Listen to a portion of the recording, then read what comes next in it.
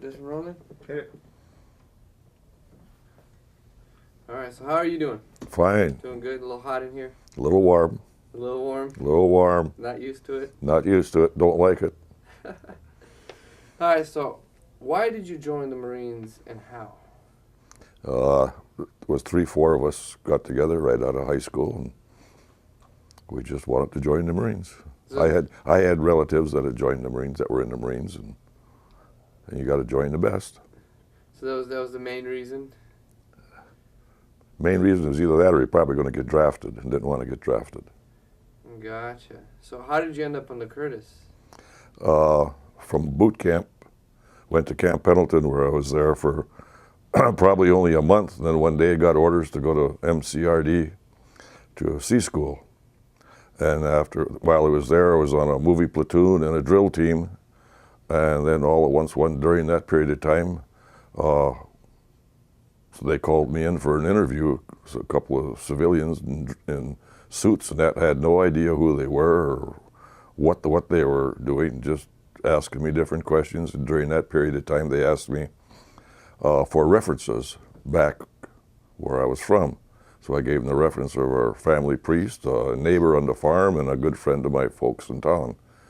And I suppose about a month later, I got a telephone call from my folks wanting to know if everything was okay.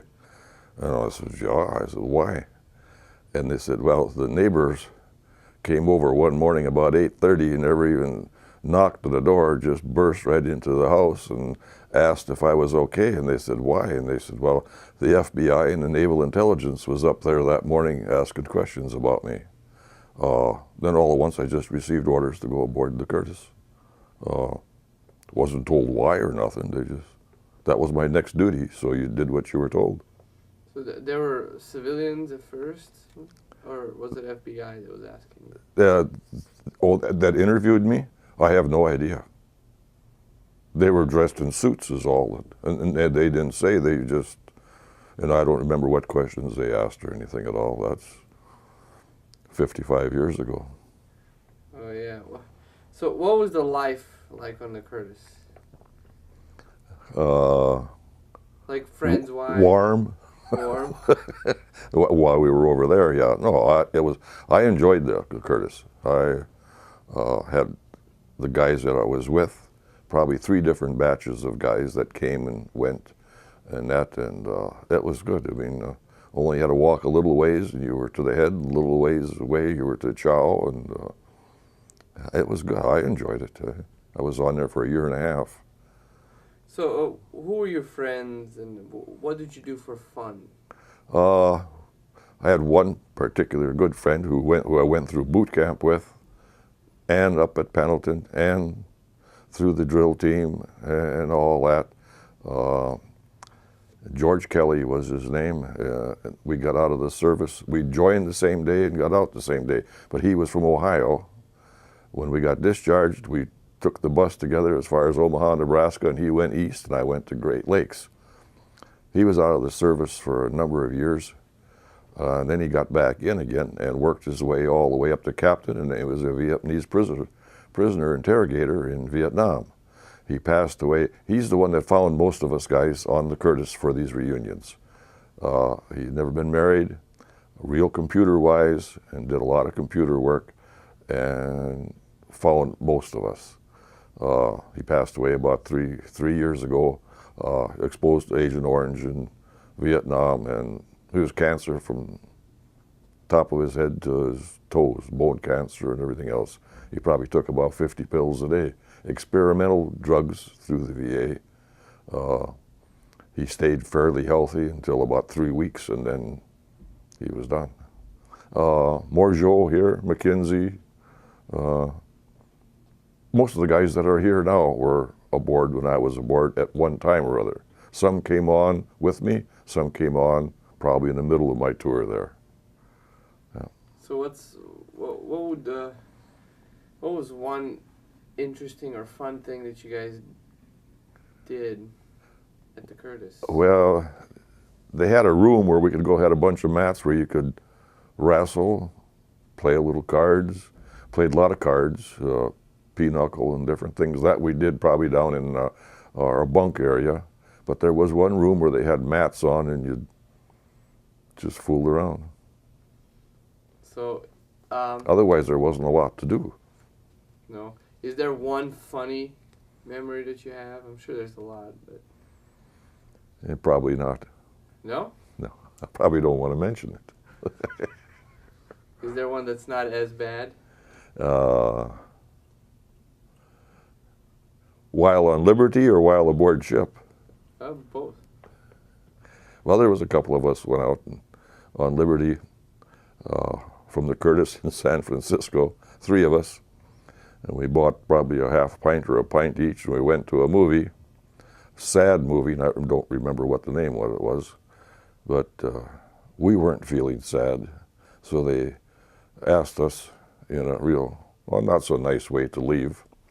So we left, and when the bottles were empty, one of the guys started crying a little bit and was begging the other 2 of us to hit him and all that, just because he had a crying jag on and wasn't feeling real good.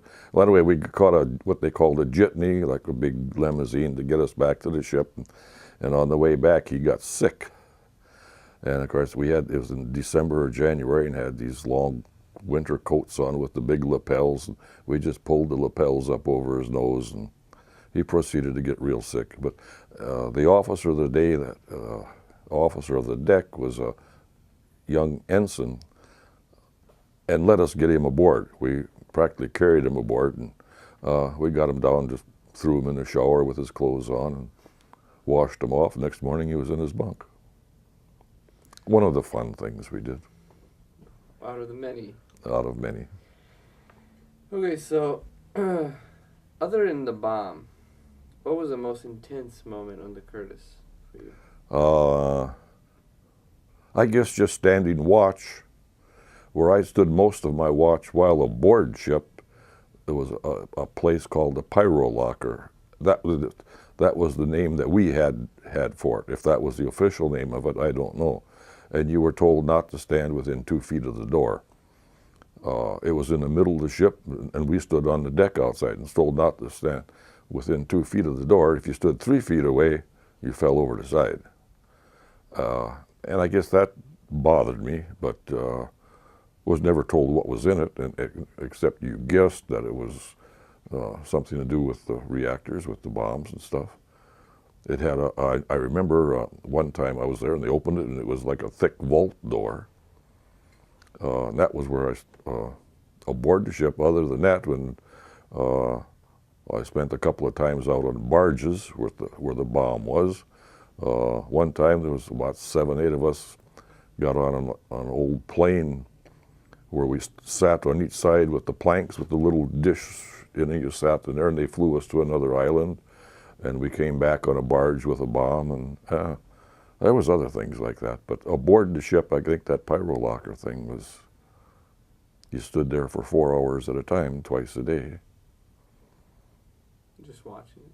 Pardon? On watch, yeah. Watch. And with the exception of a couple times, nobody ever went in there. You'd check their ID and stuff, and nobody ever went in it. Nobody wanted to. But that was a 24-hour station. I mean, you were there. There was somebody there at that door 24 hours a day, all the way over and while we were there. Yeah. Wow. Okay. If you're comfortable, tell me about the bomb. Yeah. When it went off, you mean? Yes. Of course, everybody talks about the big one, and we were sitting on the deck. I didn't have, most of us didn't have goggles, so we were just asked to take our caps off, put them over our eyes, fold our arms, and turn our backs to it. Well, that's what we did. When it went off, the light came all the way through, and it's like putting a flashlight under your fingers, you can see through, and like that, and that was what you could see through your arms. And it got real bright on your eyes, and the heat in the back of your neck, it got hot. And I don't know, we sat like that for a few seconds or so until they told us all clear. And we stood up and we watched the mushroom, and then you could see the shock wave coming through the water. You could see that come. And when it hit the ship, well, I thought the ship was going to tip over. I mean, it rocked it. But it was the most beautiful thing and horrible thing I've ever seen, with all the colors and the rainbow and that perfect mushroom going up. And after, I don't know how many minutes or so, all at once the sand and the mist and everything started falling on us from it. It was something to see. And the big thing is, you know, we were all 18, 19, 20 years old. You didn't know what was going on. You didn't know you were making history. You wish now you would have, at night you would have had a little pencil and paper and wrote down what you did, but you didn't, because when you're 18 and 19 years old, you don't think about stuff like that. You got other things on your mind. Somebody that's back home or something, see? Yeah. If you had the chance to see it again, would you? Probably from a greater distance. Yeah, from a greater distance. Okay. Here's an interesting question. If you could relive your whole military experience again, what would you do different? Nothing. Nothing. No.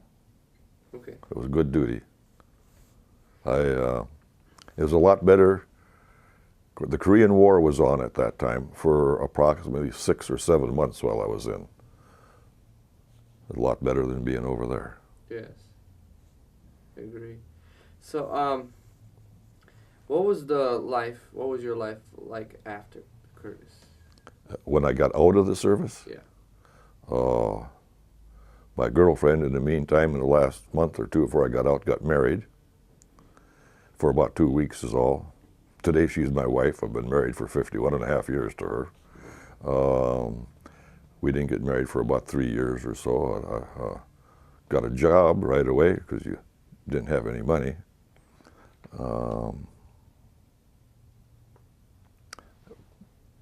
I stayed with my folks probably for the first couple of years. I lived with my folks, and they couldn't understand why I wanted to go to town. I lived my folks were farmers, who lived in the country, and I was only a mile and a half from town, from the city, and they couldn't understand why I wanted to go to town every night. But you had to be with somebody. I mean, you live with a bunch of guys for 3 years, and all at once you come home and you're with your mother and dad, and there's probably a whole bunch of 4-letter words that they don't like you to hear, and they were used a number of times, slip of the tongue, but they couldn't understand, why I wanted to go to town every night, or to the city, or to go to the bar, or wherever, VFW Club, Legion Club. That was probably the biggest thing of not socializing with a bunch of guys. So, did you have to deal with any sickness? Lately, then, or how long? Well, anytime. If it was connected to Curtis, yeah. Okay, in 2003, I lost my voice. Went to see a throat specialist, and they took a malignant tumor off my vocal cord. So I couldn't talk for a couple of months or so, then my voice gradually came back, and when he found out that I was aboard the Curtis and this thing like that, he said, file a claim. So I filed a claim with the VA. Had prostate cancer last year. 2 years ago, I've had 2 tumors taken out of my bladder. One of them was close to being malignant. They just said you can't be close, but they said it didn't warrant treatment at that time. Another month, it probably would have warranted treatment. You want to hear about my experience with the VA? I filed a claim in the fall or early spring of 2004 or late 2003 with the VA. And for 2 years, every month, I would get a couple of letters stating, just be patient, we're working on, sometimes 2 letters a day from the VA. And then in 2006, in January, I got a letter from them stating that they were going to send all of my military records, all of my medical records, and everything to Jackson, Mississippi. be patient and all that. And that was the National Defense Reduction Agency, where they tried to reevaluate your exposure to radiation. And then I kept getting letters stating, be patient and all that. This year, in 2008, January, I received a letter. They denied my claim. The next day I got 27 pages of why they denied the claim. Two of the things that stuck out in my mind as to why they denied the claim, one of them was I didn't have cancer when I got out of the service. Well, I was never checked for cancer. They didn't check to see if I had a tumor or anything. The other one was that the Japanese in Nagasaki and Hiroshima didn't show an increase in vocal cord cancer after they were bombed. Of course, most of them were dead, so what difference does it make? So now I've filed an appeal. Two choices they gave me. One was a traveling board appeal, which would come to St. Paul. Another one was a telecommunications appeal, which you get on TV and they talk to somebody in Washington or Virginia or wherever, but was told it'd be a year to 5 years before them appeals would come along. My cancer doctor for my throat wants to go along to the appeal because he said I've got questions that they can't answer, because they will cover cancer of the esophagus, the pharynx, and like that. And he said the vocal cords are all part of the same thing. He says that's like going in there and insuring your hand, but they won't insure one finger. It's all part of one thing. My file with the VA is about 3-4 inches thick with the letters that I've gotten back.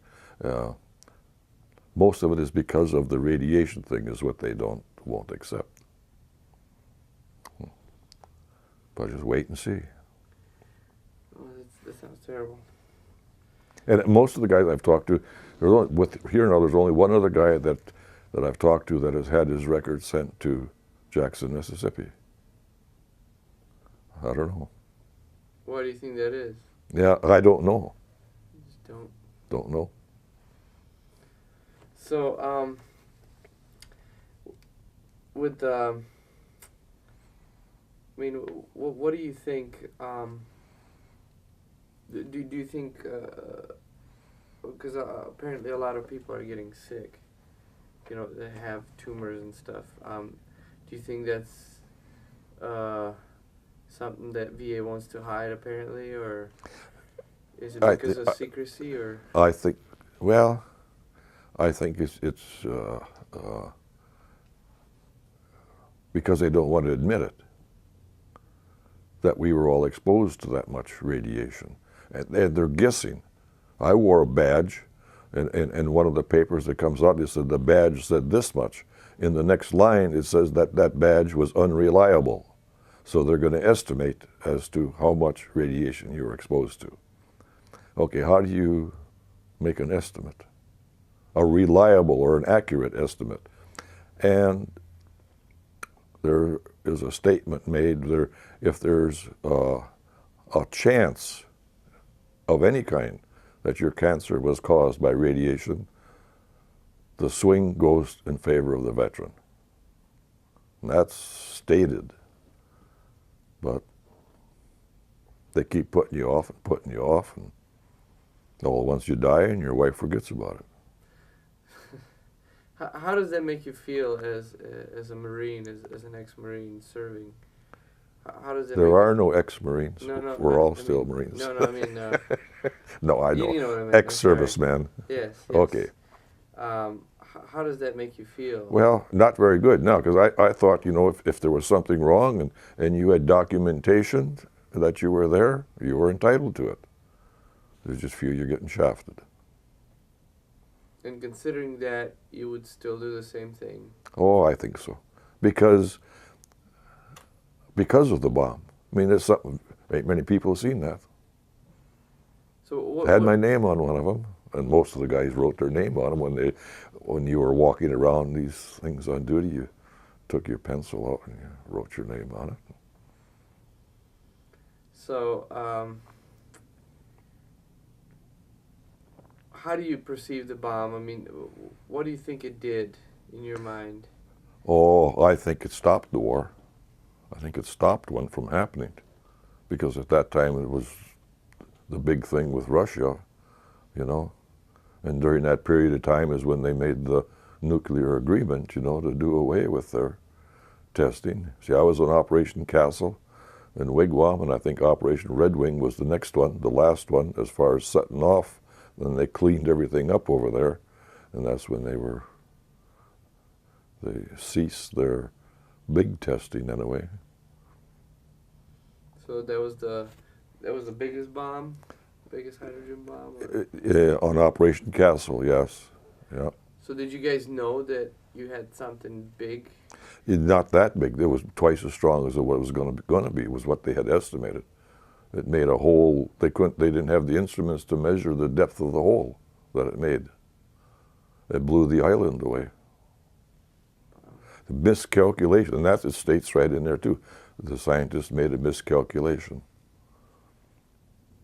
And when I was aboard one of the barges where we stayed, you know, for 2, 3, 4 days at a time, you ate with the scientists, you slept with them, and we were eating with them one night, and they were some of them were from Los Alamos. We asked them just how strong they were expecting this one to be, and they said, well, to put it in terms that you could maybe understand, you've got a stick of dynamite, and you've got the cap. The cap sets the dynamite off. Okay. The cap would be like the ones they dropped on Nagasaki and Hiroshima. It would take that one to set this one off. That was what they were expecting. And that's not the big one. This was one of the smaller ones. So you guys actually knew that there was a... It was going to be big, but I'd never seen one go off before. So, you know, you didn't expect that mushroom to go that many miles in the air, be that bright, that hot, or to get rained on. So, it's just surprising. I didn't think you guys actually knew what you had to guard. No. Just didn't? No, they didn't. You didn't tell. You were there. You knew you had clearance because we had badges. So we knew we had clearance, and we knew that it was probably going to be radioactive or something, but you weren't thinking you were going to be involved in it or subject to it, see? Gotcha. So what's one highlight, or what was the highlight of this reunion to you? Just seeing the guys. Just seeing the guys. It makes you cry. When somebody ain't there and something happens. Yep. You know, we're all 75, 80 years old, but there ain't going to be many more reunions. How many reunions have you gone to? 9. 9. Well, I wasn't to the first one because they didn't know where I was. We've had 9 reunions. This is the 10th. This is the 10th reunion, so I've been to 9 of them. And they didn't know where I was the first one. And how many? So I assume some guys didn't show. Cause we heard about one guy that he was supposed to be here. Yeah, and he had pancreatic, and it went to his liver now. He'd signed up. There was a couple other ones that signed up to be here, but he was the worst one. Figure he's got maybe 30 days. Yeah. Yeah, that's sad. Yeah, it is. We got a minute or two yet? Okay. I was to the USS Curtis Association, which is made up of Navy personnel.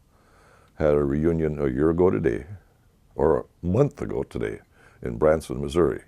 And the wife and I went. The first time, I belonged to their association for 6, 7 years. So the wife and I went there.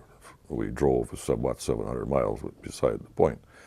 But there I was talking to them guys, and they're having the same problems as we are. Not all of them, not as many of them, but those who were involved in the washdown of the ship after it was subjected to fallout are having the biggest problem because they were outside washing it down. And most of them had protective clothing on while they were out there. We didn't have nothing, we never had anything to protect us while we were doing our duties or anything else like that. But they're all having the same things. And they gave me a name of a commander in the Navy whose dad was aboard the Curtis in Pearl Harbor. And this was a lady. She was a full commander. And she has been helping the Navy guys with their claims a lot. She's retired and she's in Washington, Virginia and that. But they're having the same problems as what we are. Not percentage-wise, not as high as percentage as we are, but some of them are. What's the percentage with the Curtis Marines? Oh, I would say at least 75%, if not more. That is why everybody is fighting it, because I think on the average in civilian life, you're maybe down to 25 or 30%. Then all at once it jumps up to 75% of the people who were there. That should tell you something too. If you had to say one thing to the people about this, it's definitely obvious. What would you say? If somebody's watching this, what would you want them to know? About the bomb? No, about the VA? Yes, about either VA or how you feel about the issue. I think it had to be done, but the VA should be taken care of, should admit that we were exposed to more than what we were told, or what they're trying to tell us. I guess that's... Okay. That's all I I got. do have one kind of question for you, if you wouldn't mind just kind of answering to him. No. What was going through your head? I mean, the feelings and the emotions when you saw the Bravo shot. Awesome. And like I said before, it was probably the most beautiful thing because of the colors, the mushroom, the fireball going up, and also probably not at that time, but an hour later, a day later, a week later, a month later, it makes no difference, to think that island disappeared. What if that had been in the middle of a city? And this, that was 15 megatons, 15 million tons of TNT. And those dropped in Nagasaki and Hiroshima, I think, were approximately 20 kilotons, which is 1,000 tons. So how many more times it would have wiped out? Would have wiped out San Diego, would have wiped out whatever. No, but at that time, you're 18, 19 years old. You don't know. All right, thank you very much. Thank you.